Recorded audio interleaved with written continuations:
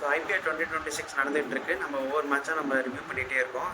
இப்போ வரைக்கும் நம்ம 13 மேட்ச் ரிவ்யூ பண்ணியிருக்கோம். இது வந்துட்டு match number 14, Gujarat Titans vs Delhi Capitals. இந்த மேட்ச் எங்கே நடந்ததுன்னு பார்த்தீங்கன்னா டெல்லியில் அருண்ஜேட்லி ஸ்டேடியத்தில் நடந்தது. இது ஒரு டே நைட் மேட்ச்சு. ஸோ இதில் வந்துட்டு ஃபஸ்ட்டு வந்துட்டு குஜராத் பேட்டிங் எடுத்தாங்க டாஸ் ஜெயிச்சு. ஸோ இதில் இது ஒன் ஆஃப் த பெஸ்ட் மேட்ச்னே சொல்லலாம். ஸோ இது வந்துட்டு குஜராத் பேட்டிங் எடுத்தாங்க ஃபஸ்ட்டு டாஸ் ஜெயிச்சு. ஓப்பனர்ஸான ஜாஸ் பட்லரும் வாஷிங்டன் சுபம் கிலும் ரொம்ப சூப்பராக ஆடினாங்க.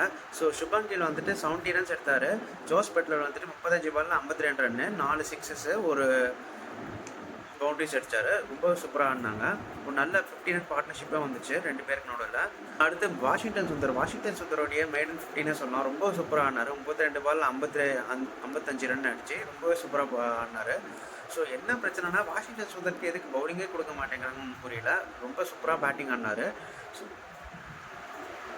பட்லர் அவர் ஆடின ஃபஸ்ட்டு 15 பால்லே 4 சிக்ஸ் அடிச்சிட்டாரு. ரொம்பவே சூப்பராக ஆடி பவர் பிளேலேயே 68 for 1 ரன்ஸ் வந்துச்சு. ஸோ பிளாட்ஃபார்ம் வந்துட்டு சூப்பராக 200+ ரன்ஸான பிளாட்ஃபார்ம் அழகாக சூப்பராக செட் பண்ணி கொடுத்தாங்க. ஸோ ஓவர்ஸ் வந்துட்டு இப்போ 15 ஓவர் வரைக்குமே நல்லா எடுத்துகிட்டு போனாங்க. ஸோ 15 ஓவரில் வந்துட்டு வாஷிங்டன் சுந்தரை ப்ரொமோட் பண்ணாங்க. வாஷிங்டன் சுந்தர் வந்துட்டு சூப்பராக ஆடி சூப்பரான 50 அடித்தார். ஸோ 32 பால் 55 ரன்னு ரொம்பவே நல்லா ஆடினார். இது வந்துட்டு ஒரு 100 ரன் பார்ட்னர்ஷிப்னே வந்துட்டு கில்லுக்கும் வாஷிங்டன் சுந்தருக்கும். ஸோ இதனாலேயே வந்துட்டு 100 ரன் பார்ட்னர்ஷிப்னாலேயே வந்துட்டு ரன்ஸ் 200+ போயிடுச்சு. டோட்டலாக 210 அடித்தாங்க. ஸோ அதே டெல்லி கேபிட்டல்ஸ் பார்த்தீங்கன்னா பத்தம் நிஷாங்கா பயங்கர ஃபார்மில் இருக்கார். ஸோ 24 பாலில் 41 ரன்னும். கேஎல் ராகுல் ரொம்ப நல்லா ஆடிந்தார். ஸோ டெல்லி கேபிட்டல்ஸ் பவர் பிளேலேயே வந்துட்டு 63 ரன் அடிச்சிட்டாங்க. எந்த ஒரு விக்கெட்டும் போகாமல் ரொம்ப 63 ரன் பார்ட்னர்ஷிப் சூப்பராக இருந்தது. ஆனால் ரஷீத் கான் வந்துட்டு 10வது ஓவரில் உள்ளார வந்து ரஷீத் கான் ரொம்பவே சூப்பராக போட்டார். ஒரே ஓவரில் ரெண்டு விக்கெட் எடுத்துட்டார். ஃபஸ்ட்டு வந்துட்டு யார் எடுத்தாருன்னா நிதிஷ் ராணாவை எடுத்தார். அப்புறம் சமீர் ரிஸ்வி 2 பேருமே தூக்கிட்டாங்க. ஸோ 3rd ஓவரில் டெல்லி பயங்கரமாகவே கொலாப்ஸ் ஆரம்பித்தாங்க. ஸோ ரஷீத் கானுடைய 3வது ஓவரில் டெல்லி வந்துட்டு 101 for 1லேருந்து 101 for 3 ஒரே ஓவர்லேயே வந்துட்டு 2 விக்கெட் போயிடுச்சு. ரன் எதுவுமே வரல. ஸோ அதுவே வந்துட்டு அவங்களுக்கு ஒரு பேக் ஃபயர் ஆகிடுச்சு. அவங்களால ரன்ஸை சேஸ் பண்ண முடியல. டேவிட் மில்லர் வந்துட்டு ஒரு ஃபிங்கர் இன்ஜுரினால வந்துட்டு அவரை ரிட்டையர் அவுட் பண்ணிட்டாங்க. ஸோ அவர் டிசியை வந்துட்டு 42 பாலில் 81 ரன் அடிக்கும் தேவை அப்படின்றது போது கேஎல் ராகுலும் ட்ரிஸ்டன் ஸ்டப்ஸும் ரொம்ப நல்லா மேட்சை கண்டினியூ பண்ணி சேஸ் எடுத்துகிட்டு போனாங்க. இதில் என்ன ஆச்சுன்னா ஸ்டப்ஸ் வந்துட்டு ரன் அவுட் ஆகிட்டார். ஸோ கேஎல் ராகுலுக்கும் ஸ்டப்ஸுக்கும் நடுவில் ஒரு மிஸ்கம்யூனிகேஷன் ஆகி ரன் அவுட் ஆனதுனால ஸோ அது ஒரு கொலாப்ஸ் மாதிரியே ஆச்சு. நடுவில் சாய் சுதர்ஷன் சூப்பராக ஃபீல்டிங் பண்ணி டேரக்ட் ஹிட் அடிச்சு அவர் தான் வந்துட்டு ஸ்டப்ஸோடைய விக்கெட் எடுத்தார். மில்லர் வந்துட்டு இன்ஜுரிக்கு அப்புறமே வந்துட்டு வந்தார். ஸோ 21 பாலில் 51 ரன்னு இருக்கும்போது மில்லர் ரிட்டர்ன் கொடுத்தாரு. மில்லரும் வந்து டப்புன்னு அடிக்க ஆரம்பிச்சிட்டாரு. ரொம்ப நல்லா தான் ஆடிட்டு இருந்தாங்க. ஆனால் கேஎல் ராகுல் வந்துட்டு 92 ரன்ஸில் அவுட் ஆகிட்டார். ஸோ சிராஜுடைய பவுலிங்கில் கேஎல் ராகுல் ஒரு விக்கெட் எடுத்துட்டாரு. ஸோ இதெல்லாம் வந்துட்டு ஜிடிக்கு ஒரு சான்ஸாகவே மாறுச்சு. ஸோ லாஸ்ட் 3 ஓவர்ஸில் டெல்லி கேபிட்டல்ஸ் 45 ரன்ஸ் அடிக்கணும். மில்லர் மட்டும்தான் ஒரு கிரீஸில் இருந்துட்டு ஒரு ஹோப் கொடுக்குறாரு. ஸோ சிராஜ் பவுலிங் போட்டதில் மில்லர் என்ன பண்ணுறாருன்னா ஒரே ஓவரில் 19 ரன் அடிச்சிட்டாரு. 6, 4, 6 சூப்பராக ஆடி வெறும் 19 ரன் அடித்தார். கடைசி ஓவரில் வெறும் 13 ரன் தான் தேவை. ஸோ அப்போ என்ன பண்ணிட்டாங்க, ஜிடி வந்துட்டு பிரசித் கிருஷ்ணாவை உள்ளார கொண்டு வந்துட்டாங்க. பிரசித் கிருஷ்ணா ரொம்பவே சூப்பராக ஆடினார். சூப்பராக பவுலிங் போட்டார். என்ன பெரிய இது பண்ணிட்டாங்கன்னா டேவிட் மில்லர் வந்துட்டு ஒரு சிங்கிள் அவாய்ட் பண்ணிட்டாரு. 4வது ஓவரில் லாஸ்ட் ஓவரில் 4வது பாலும் 5வது பாலும் சரி என்ன பண்ணல. ஸோ அதில் ஒரு சிங்கிள் அவாய்ட் பண்ணிட்டாரு. அந்த சிங்கிள்னாலேயே மேட்ச் காஸ்ட் ஆச்சுன்னு சொல்லலாம். ஸோ 2 பாலுக்கு 2 ரன் தான் அடிக்கணும். அந்த சிங்கிள் தேவையில்லாமல் குல்தீப் யாதவ் அந்த சைடில் இருந்தார். குல்தீப் ஏன் ஒரு சிங்கிள் கூடவா குல்தீப் யாதவ் அடிக்க மாட்டார். ஸோ அது ஒரு பிரெயின் ஃபைட் மூவ்மெண்ட்னே சொல்லலாம். இந்த மாதிரி சவுத் ஆஃப்ரிக்காவுக்கு அவர் நிறையவே பண்ணியிருக்காரு. ஸோ அதனாலேயே சவுத் ஆஃப்ரிக்கா வந்துட்டு நிறைய டோர்னமெண்ட்ஸ் வந்துட்டு கடைசி நேரத்தில் என்ன தான் செமிஃபைனல்ஸ் வந்தாலும் அவங்களால ட்ராஃபி ஜெயிக்க முடியாது. அது ஒரு ரீசனாகவே இருக்குது.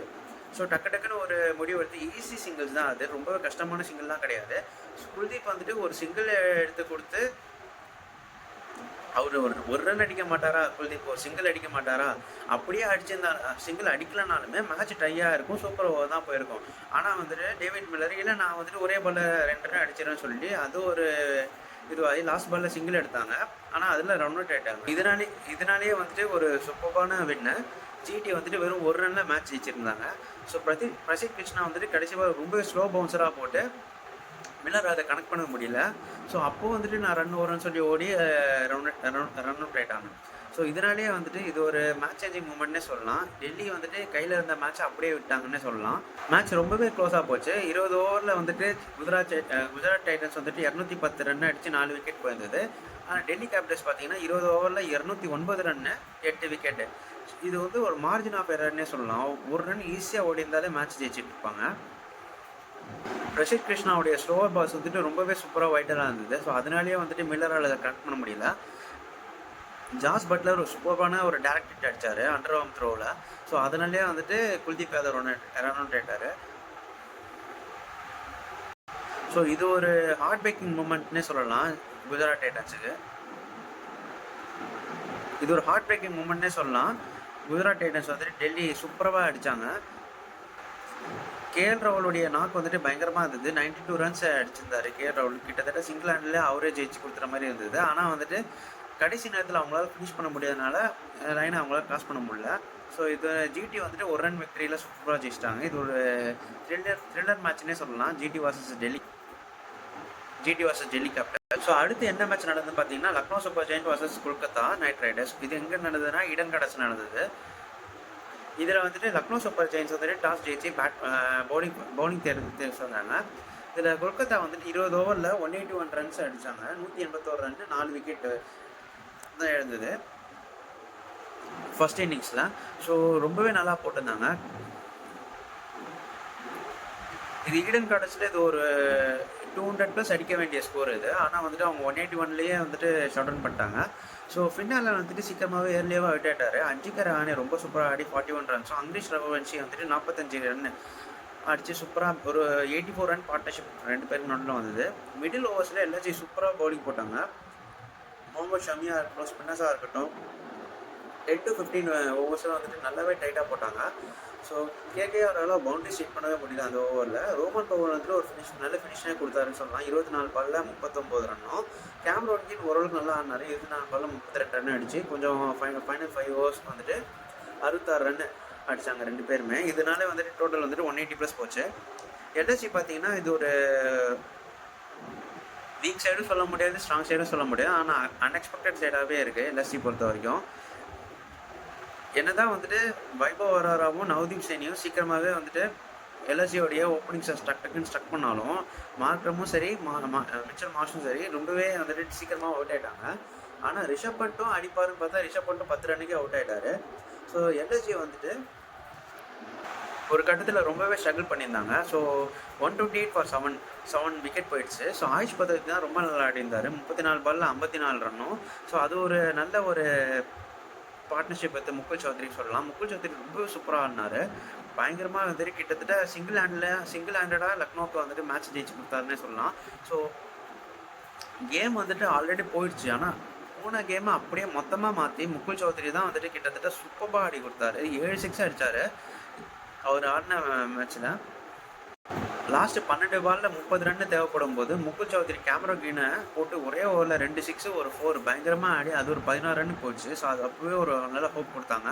ஸோ அதனால வந்துட்டு லாஸ்ட் ஓவரில் வெறும் 14 ரன் தான் இருக்கணுன்ற இதில் வந்துட்டு லாஸ்ட் ஓவரில் வைபவ் அரோரா போட்டார். வைபவ் அரோரா போட்டோடனே முகுல் சௌத்ரி வந்துட்டு ஒரு சென்சேஷனல் பயங்கர ஒரு 6 அடிப்பார். ஒரு ஹெலிகாப்டர் ஷாட்னே சொல்லலாம். எம்எஸ் தோனியோட ஹெலிகாப்டர் ஷாட்னே சொல்லலாம். ஸோ அவ்வளோ சூப்பராக ஆடினார். இது வந்துட்டு 2 ball 2 ஸ்பேரில் வந்துட்டு ஈஸியாக ஜெயிச்சிட்டாங்க. இது ஒரு த்ரில்லர் மேட்ச்னே சொல்லலாம்.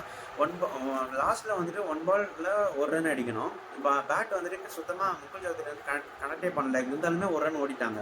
ஆனால் இதே வந்துட்டு போன மேட்சை என்ன தப்பு பண்ணியிருந்தாங்கன்னா அவங்களால கனெக்டே பண்ண முடியலனால அவங்க ரன்னே ஓடல. ஈஸியாக 1 ரன் ஓடிந்தாலே அந்த மேட்ச் வந்துட்டு அட்லீஸ்ட் சூப்பர் ஓவருக்காக போயிருக்கும். ஸோ அதுவும் வந்துட்டு மிஸ்டேக் பண்ணிட்டாங்க டேவிட் மில்லர்னால.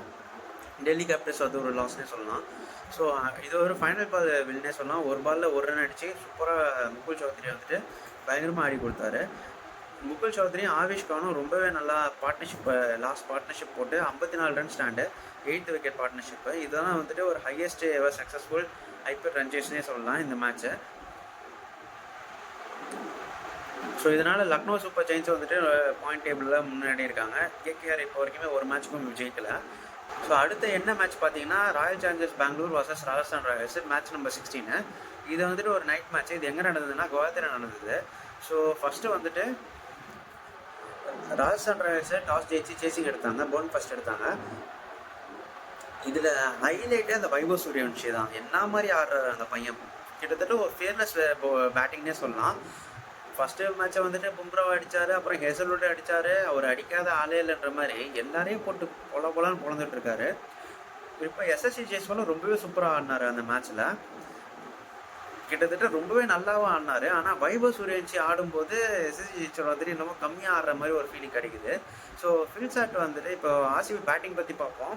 ஃபில்சாட் வந்துட்டு ஃபர்ஸ்ட் பாலே அவுட் ஆகிடாரு, caught and bowled by Archer. Virat Kohli நல்லா ஆடிட்டு இருந்தார், நல்ல ஒரு கவர் டிரைவாக இருக்கட்டும் எல்லாமே சூப்பராக ஆடிட்டு இருந்தார். ஆனால் ரவி பிஷ்னாயோடைய ஓவரில் வந்துட்டு போல்ட் ஆகிட்டார். அவருக்கு அதே மாதிரி டேவிட் படிக்கலும் நல்லா ஆடிட்டு இருந்தார், ஒரு 14 ரன்ஸ் அடித்தார். அப்போ வந்துட்டு ஆர்ச்சர் பவுலிங்கில் வந்துட்டு கேட்டன் பவுலில் டேவிட் படிக்கலும் அவங்க காலி. ரஜத் பட்டிதார் தான் ரொம்ப நல்லா ஆடிட்டு இருந்தார். கிட்டத்தட்ட ஒரு ஃபார்ம் ஆஃப் இஸ் லைஃப்னே சொல்லலாம். 40 பால் 63 ரன்னு, 4 சிக்ஸர் அடிச்சிருந்தார். ஆனால் வந்துட்டு ரன் அவுட்னாலேயே வந்துட்டு கிட்டத்தட்ட அவர் அவுட் ஆகிட்டார். ஸோ டிம் டேவிடும் சரியாக ஆடல, ஜிதேஷ் சர்மாவும் அந்தளவுக்கு நல்லா ஆடல. ருணால் பாண்டியாவும் சீக்கிரம் அவுட் ஆகிட்டார். ரொமாரியா ஷாப்டர் ஒரு நல்லா ஃபினிஷ் கொடுத்தாரு, 11 பால் 22 ரன்னு. ஸோ புவனேஸ்வர் குமார் அந்தளவுக்கு ஆடல. முக்கியமாக இம்பாக்ட் பிளேயர் பார்த்தீங்கன்னா வெங்கடேஷ் ஐயர் ரொம்பவே சூப்பராக ஆடினார். 15 பாலில் 29 ரன்னு, இதில் 2 சிக்ஸ் அடிச்சிருந்தார். ஸோ இதனாலேயே அவங்களுக்கு வந்துட்டு டோட்டல் வந்துட்டு 201 மேலே வந்தது, 201 ஃபார் 8. ஸோ ஆர்ஆர் பவுலிங் பார்த்தீங்கன்னா ஜோஃப்ரா ஆர்ச்சர் வந்துட்டு 4 ஓவரில் 33 ரன்னு 2 விக்கெட்டு. ரவி பிஷ்னாயும் வந்துட்டு 32 ரன்னு 2 விக்கெட்டு. மற்றபடி அந்தளவுக்கு வந்துட்டு பவுலிங்கை யாருமே விக்கெட்ஸ் எடுக்கல, நல்லாவே ஆடி இருந்தாங்க. இந்த சேஸ் பார்த்தீங்கன்னா வந்துட்டு வைபவ் சூரியவன்ஷி ஃபஸ்ட்டு பால்லேருந்தே அடிக்க ஆரம்பிச்சிட்டாரு. ரொம்பவே சூப்பராக ஆடி வெறும் 15 பாலில் 50 ரன்னு. கிட்டத்தட்ட இன்னும் கொஞ்சம் சீக்கிரம் 12 பால் 50 சீக்கிரமாகவே ஒரு பிரேக் பண்ணிவிடுவார். அந்தளவுக்கு தான் வைபவ் சூரியவன்ஷி பயங்கரமாக ஆடினார். செகண்ட் ஹாஃப் கிட்டத்தட்ட இந்த சீசனுடைய 2வது 15 பால் 15 சொல்லலாம். வேர்ல்ட் கிளாஸ் பிளேயர்ஸை யாரையுமே மதிக்கிறது இல்லைன்னு சொல்லலாம். கிட்டத்தட்ட ஹெசல்வுட்டாக இருக்கட்டும், பும்ராவாக இருக்கட்டும், புவனேஸ்வர் குமாராக இருக்கட்டும், எல்லாருமே போட்டு அடி பிரிச்சிட்டாரு. வெறும் 26 பாலில் 78 ரன்னு அடித்து சூப்பராக ஆடிருந்தார். ஆடி அவுட் ஆகிட்டார். நல்ல catch by Virat Kohli. Strike rate கிட்டத்தட்ட ஒரு 300 ஸ்ட்ரைக் ரேட் கிட்ட இருந்துச்சு. ஸோ இதில் வந்துட்டு 8-4 7 6 அடித்து ரொம்ப சூப்பராக ஆடிருந்தார். நடுவில் என்ன தான் ரன்ஸ் வைபவ் சூரியவன்ஷி அவுட் ஆன அப்புறமும் ரன்ஸ் கொஞ்சம் ஸ்லோவாக ஆடாமணும் ஜெய்ஸ்வால் சீக்கிரமாகவே அவுட் ஆகிட்டார். வைபவ் சூரியவன்ஷி தான் வந்துட்டு என்ன மேட்ச்சு செம்மாடி அடிச்சிருந்தார். ஸோ ருணால் பாண்டியா வந்துட்டு ஒரே ஓவரில் 2 பேருமே தூக்கிட்டார். எஸ்எஸ்சி வைபவ் சூரியவன்ஷியாக இருக்கட்டும், ஹிட்மேர் வந்துட்டு டக்லே அவுட் ஆகிட்டார். ஸோ கிட்டத்தட்ட ஷார்ட் பால் வந்துட்டு ஒரு மேட்ச் டேர்னிங் பாயிண்டாகவே அவர் ருணால் பாண்டியா போட்டுக்கிட்டு இருக்காரு. ஷார்ட் பாலில் ஹிட்மேர் அவுட் ஆகிட்டார், டக்லே காலி. ஸோ இதனாலேயே வந்துட்டு 129 ஃபார் 3க்கு வந்துருச்சு. இது வந்துட்டு ஆர்ஆர் வந்துட்டு நான் என்ன நினச்சேன்னா கொஞ்சம் இதுவாக ரஷ்டியான பேஸில் ஆடிட்டு இருக்காங்க, அவங்கள சேஸ் பண்ண மாட்டாங்க அப்படின்னு நினச்சேன். ஆனால் துருவ் ஜுரேல் சூப்பராக ஆடினார். பயங்கரமாக ஆடி 81 ரன்ஸ் அடித்தார், நாட் அவுட்டு. ஸோ துருவ் ஜுரேல்னாலேயே மேட்ச் ஜெயிச்சாங்க. ஆர்ஆர் இது வந்துட்டு ஒரு பேக் டு பேக் வின்ஸ்னே சொல்லலாம். ஆர்சிபிடியே ஃபஸ்ட்டு லாஸ் இந்த சீசனில். ஸோ 5 மேட்ச்சு 5 வின் பண்ணியிருக்காங்க ராஜஸ்தான் ராயல்ஸ். ரொம்பவே ஒரு ஸ்ட்ராங்கான டீமாகவே தெரியுறாங்க பிளே ஆஃப் போகிறதுக்கு. ஸோ ஆர்சிபி என்ன தான் முதல் மேட்ச் தோற்றுருந்தாலும் பரவாயில்ல, இது வந்துட்டு அவங்களும் ஒரு நல்ல செட்டில் டீம் தான். ஸோ நல்ல ஒரு கம்பேக் பண்ணிவிடுவாங்க. அடுத்த மேட்ச் வந்துட்டு மும்பை கூட ஆர்சிபியை பொறுத்த வரைக்கும். ஸோ எப்படி ஆட போகிறாங்க அப்படின்றது தெரியல. நெக்ஸ்ட் அடுத்து என்ன மேட்ச் பார்த்தீங்கன்னா Sunrisers Hyderabad versus Punjab Kings PBKS. இது எங்கே நடந்ததுன்னா மொஹாலியில் பஞ்சாபில் நடந்தது. ஸோ இதில் டாஸ் ஜெயிச்சு பஞ்சாப் வந்துட்டு பவுலிங் ஃபர்ஸ்ட் எடுத்தாங்க. ஸோ இதனாலே வந்துட்டு எஸ்ஆர்ஹெச் ரொம்பவே நல்லா ஆடி இருந்தாங்க. ஃபஸ்ட்டு 10 ஓவரில் வந்துட்டு பயங்கரமாக ஆடினாங்க, அப்படியே பிரிச்சிட்டாங்கன்னே சொல்லலாம். டிராவிஸ் ஹெட்டாக இருக்கட்டும், அபிஷேக் சர்மாவாக இருக்கட்டும். அபிஷேக் சர்மா 28 பாலில் 74 ரன்னு, 8 6 5 4. டிராவிஸ் ஹெட்டும் வந்துட்டு 23 பாலில் 38 ரன்னு, 5 4 1 6. இஷான் கிஷானுமே நல்லா ஆடிட்டு இருந்தார், 17 பாலில் 27 ரன்னு.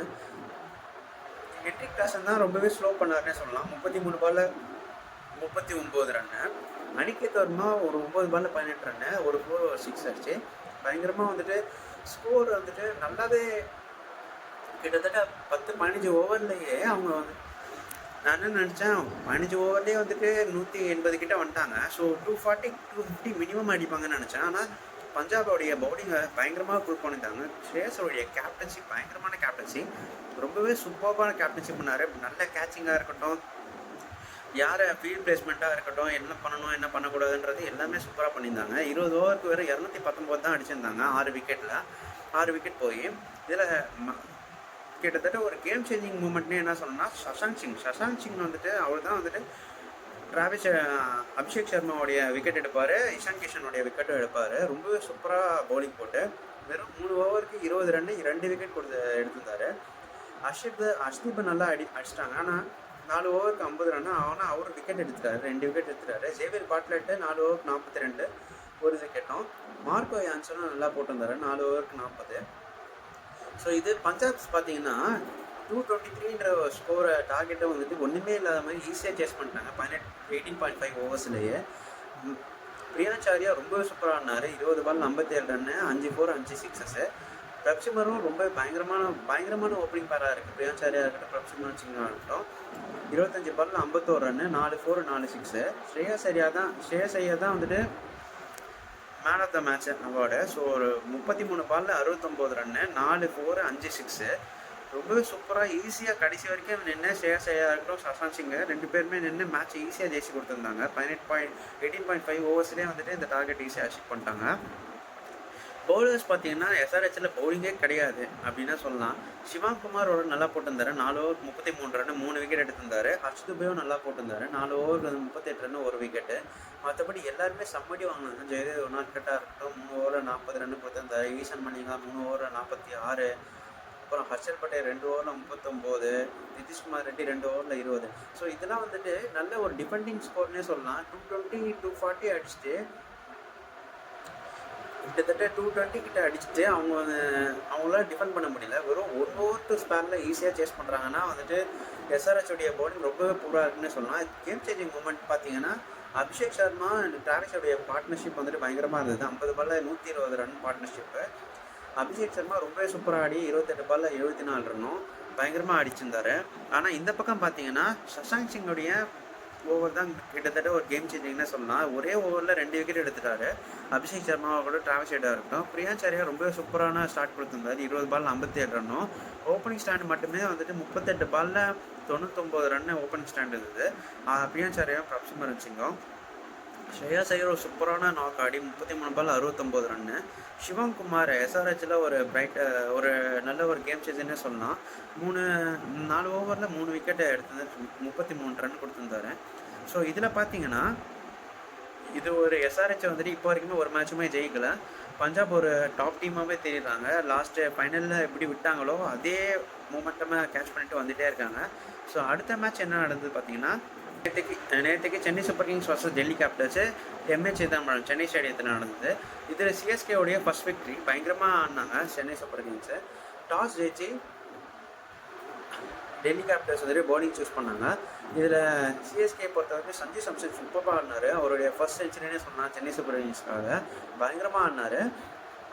ருத்ராஜ் வந்துட்டு அந்தளவுக்கு ஃபார்ம்லாம் இல்லை. ருத்ராஜ் அவரால் அந்தளவுக்கு அடிக்கவும் இல்லை. ஆனால் ஓரளவுக்கு வந்துட்டு மேனேஜ் பண்ணுவார். ஆயுஷ் மாத்தர் ரொம்ப சூப்பராக ஆடினார்.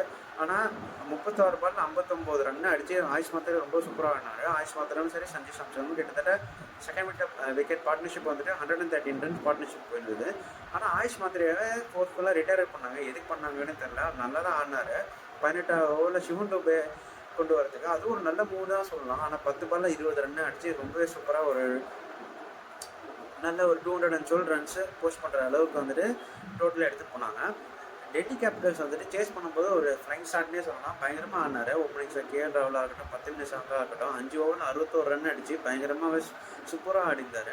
ஸோ இவங்க ஆடுறதை பார்த்தா வந்துட்டு இந்த மேட்சை கொஞ்சம் தோற்றுருவாங்க அப்படின்னு தான் நினச்சேன் நான். ஏன்னா பயங்கரமாக நல்ல பார்ட்னர்ஷிப்பு. அதுக்கப்புறம் அவங்களுக்கு பேட்டிங்கும் செம்மையாக இருந்தது. ஸோ அதில் டேர்னிங் பாயிண்ட் என்ன பார்த்தீங்கன்னா KL ராகுலோடைய விக்கெட் தான். கலீல் அஹ்மத் சூப்பராக போட்டு KL ராகுல் விக்கெட் எடுப்பார். ஸ்டப்ஸு வந்துட்டு நல்லா தான் ஆடிந்தார். ஆனால் அவருக்கு வந்துட்டு 38 பாலில் 60 ரன் அடித்து ஸ்டப்ஸும் நல்லா தான் ஆடிட்டு இருந்தார். ஆனால் நடுவில் அவர் என்ன கேட்டார்னா எனக்கு க்ளவ் மாற்றணும் ஓவர் நடுவில் அப்படின்னாங்க. ஸோ அம்பையர் என்ன பண்ணிட்டாரு, இல்லை ஓவர் நடுவில்லாம் கொடுக்க முடியாது, நீங்கள் வந்துட்டு இந்த ஒரு இந்த ஓவர் முடியட்டும், பிரேக்கில் நீ க்ளவ் மாற்றிக்கோ அப்படின்னாங்க. ஆனால் அந்த அடுத்த பால்லேயே வந்துட்டு கிறிஸ்டன் சப்ஸ் அவுட் ஆகிருப்பார். ஸோ சிஎஸ்கோடைய பாசிட்டிவ் பார்த்தீங்கன்னா இந்த மேட்சை பொறுத்தவரைக்கும் குர்ஜப்ரீத் ரொம்பவே நல்லா போட்டிருந்தாரு. முக்கியமாக ஜெர்மி ஓவர்டன் பயங்கரமாக போட்டார், பயங்கரமான பாசிட்டிவ். அப்புறம் சர்ஃப்ராஸ் கான் பயங்கரமாக கேட்ச் பிடிச்சாரு, ரொம்பவே சூப்பராக ஆடினாங்க. டேவிட் மில்லரும் அக்சர் பட்டேலும் வந்துட்டு எந்த அளவுக்கு ஒரு இம்பாக்ட் க்ரியேட் பண்ணவே இல்லைன்னு சொல்லலாம். ஸோ ஜெர்மி ஓவர்டன் பயங்கரமாக போட்டு வெறும் 18 ரன் தான் கொடுத்துருந்தாரு, 4 விக்கெட் எடுத்திருந்தாரு. விக்கெட்ஸ் ஆஃப் வந்துட்டு டேவிட் மில்லரு, கிறிஸ்டன் சப்ஸ் பயங்கரமாக டக்குன்னு விக்கெட் எடுத்தார். சர்ஃப்ராஸ் கான் ஒரு சூப்பர் கேட்ச், கிட்டத்தட்ட சுரேஷ் ரெய்னா பார்த்த மாதிரியே இருந்துச்சுன்னு சொல்லலாம். நேற்று மேட்ச்சில் அவ்வளோ சூப்பராக இருந்தார். ஆனால் அந்த பக்கம் டெல்லி கேபிட்டல்ஸ் பார்த்தீங்கன்னா அந்தளவுக்கு அவங்க ஃபீல்டிங் பண்ணவே இல்லை. ஃபீல்டிங்கில் நிறைய கேட்சஸ் விட்டுருந்தாங்க, குறிப்பாக சஞ்சு சாம்சன் கேட்சஸ்லாம் விட்டுருந்தாங்க. கேஎல் ராகுல் ஸ்டம்பிங் விட்டுருந்தார். ஸோ இதெல்லாம் வந்துட்டு ஒரு பெரிய மிஸ்டேக்னே சொல்லலாம். நூர் அகமத் வந்துட்டு ரொம்ப சூப்பராக பால் போட்டார் நேற்று. என்னதான் வந்துட்டு முன்னாடி மேட்ச்லாம் அடி வாங்கினாலும் இந்த மேட்ச் ஒரு நல்ல கம்பேக்னே சொல்லலாம். பயங்கரமாக கேட்சஸும் பிடிச்சாங்க. நூர் அகமதாக இருக்கட்டும், ஒரு பவுண்டரியில் ஒரு 6 சூப்பராக சேவ் பண்ணார், அதாக இருக்கட்டும். அப்புறம் ப்ரீவியஸும் ஒரு சூப்பரான கேட்ச் பிடிச்சிருந்தாரு. ஸோ இது வந்துட்டு ஒரு நல்ல பாசிட்டிவ் சைன் ஃபார் சிஎஸ்கே கம்பேக்னு சொல்லலாம். ரொம்பவே வந்துட்டு நல்ல பாசிட்டிவ் சைனு ப்ரீவியஸ் கம்பேக் பண்ணுறது. அப்புறம் சஞ்சு சாம்சன் ஃபார்முக்கு வருது. இன்னும் ருத்ராஜ் மட்டும்தான் ஃபார்முக்கு வரல. ருத்ராஜ் ஃபார்முக்கு வந்தாலும் இன்னும் நல்லா இருந்திருக்கும். ஸோ டெவால் ப்ரீவியஸ் வருது. குர்ஜப்ரீத்தோடைய bowling back up the line. Jamie Overton தான் ரொம்பவே பாசிட்டிவாக சீசனே சொல்லலாம். ஸோ இதே காம்படிஷனை கண்டினியூ பண்ணால் ரொம்பவே நல்லாயிருக்கும். சிஎஸ்கே எதாவது மேஜராக எந்த சேஞ்சஸும் பண்ணாமல், ஸோ ஏதாவது ஸ்பின்னிங் பேக்னா மட்டும் யாராவது ஒருத்தர் ஷேயாஸ் கோப்பர் மாதிரி உள்ளார கொண்டு வந்துட்டு, மற்றபடி வந்துட்டு இந்த சேஞ்சஸ் இந்த வின்னிங் காம்படிஷனே சேஞ்ச் பண்ணவே கூடாது. ஸோ ரொம்பவே நல்லா போட்டிருந்தாங்க. ஸோ இன்றைக்கி மேட்ச்சு இப்போ ஒரு மேட்ச் நடந்துகிட்ருக்கு, Lucknow Super Kings versus Gujarat டைட்டன்ஸை. இதில் யார் ஜெயிப்பா அப்படின்றத நீங்கள் மறக்காமல் கமெண்ட் செக்ஷனில் போடுங்க. ஸோ அதே மாதிரி நேற்று மேட்சஸ் ஏதாவது டவுட்ஸ் இருந்தால் என்னென்ன சேஞ்சஸ் பண்ணிக்கலாம் நெக்ஸ்ட் மேட்ச்சில் அப்படின்றத நீங்கள் மறக்காமல் கமெண்ட்ஸில் மென்ஷன் பண்ணுங்கள். நாளைக்கு இன்னொரு வீடியோவில் பார்க்கலாம்.